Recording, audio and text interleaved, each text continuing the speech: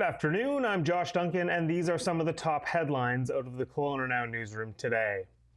A proposed hotel along Pandosy Street between Kelowna General Hospital and Pandosy Village has been nixed by City Council. The rezoning application for the potential 6-story hotel was rejected by councillors during Monday's meeting. They had issues with the size of the lot, property ownership, and too much uncertainty over what could be built. Ron Cannon wondered why the application was even brought forward when the property is still subject to a court-ordered sale. Meanwhile, Luke Stack brought up the lot size issues, specifically surrounding the room for amenities and parking on the site. The proposal was also called half-baked by Rick Weber. While the hotel project is dead for now, don't be surprised to see the developer come back in the future with a proposal for residential units at the site. The executive director of the Downtown Kelowna Association admits that ongoing issues are causing big headaches for small and medium-sized businesses. Paula Quinn says there's been increased drug and mental health related activity, more homeless encampments, broken windows and doors, theft, violence, aggression, crime, and a whole lot more. She says it's causing a spike in fear and anxiety among store, restaurant, and business staff. Those comments coming after the Business Improvement Areas of BC released a survey representing 55,000 businesses in 80 downtowns, main streets, and commercial districts in the province.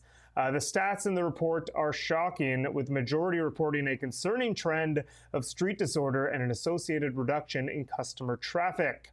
Nearly 1/5 of businesses may not be financially viable beyond the next year if conditions don't improve. Downtown associations and businesses are seeking coordinated provincial plans, targeted investments, and policy changes to address these rising concerns.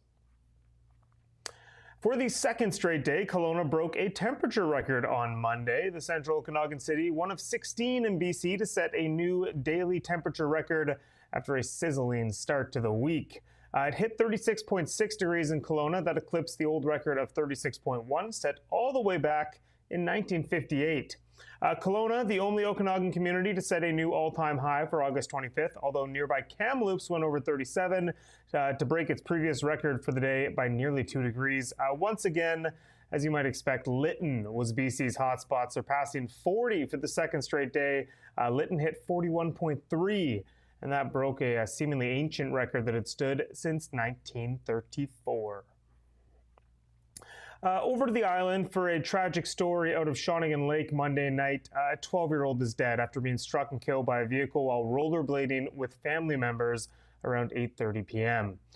Police said the youth was hit by a Honda Civic that lost control on the road after fatally striking the child that crashed into a telephone pole. The 17-year-old driver of the vehicle and their 17-year-old passenger were both transported to hospital with minor injuries. Corporal Alex Berube says investigators don't suspect alcohol was involved. However, it has been determined that speed played an important factor in the devastating incident. The probe into the fatal collision remains in its early stages, and police continue to gather evidence. Back to Kelowna with a happier story now, as the city enjoyed its first ever Ugly Potato Day on Saturday. It's been a growing trend in the Lower Mainland. It's finally arrived in Kelowna this weekend, and KelownaNow's Corvin Vasky was there.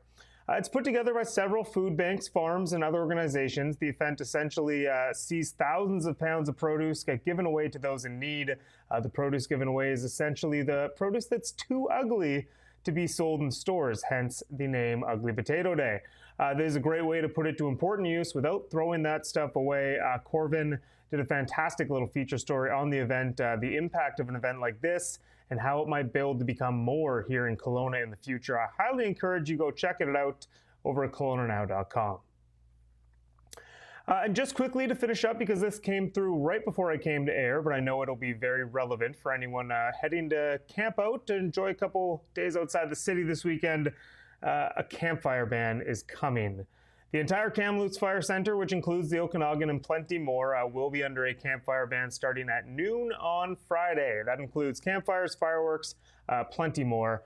We almost made it the entire summer without one. Unfortunately, it was too good to be true, but certainly makes sense after this recent stretch of dry, hot weather. More information on the ban and what's included in it is available on our website as well. All right, a quick look at the forecast on that note, and more heat. Up to 35 later this afternoon under sunny skies. We're around 32 right now. Partly cloudy evening though, a low of 17, and the forecast has changed a little bit starting tomorrow. Still going to be hot, but it won't be in the mid 30s for the next couple days like previously expected. Instead, we'll see a mix of sun and cloud and a high of 31 on Wednesday. That is it for me today, but you can read up on all these stories and plenty more over at KelownaNow.com. Enjoy your evening. I will be back in this chair tomorrow for some Hump Day headlines. We'll see you then.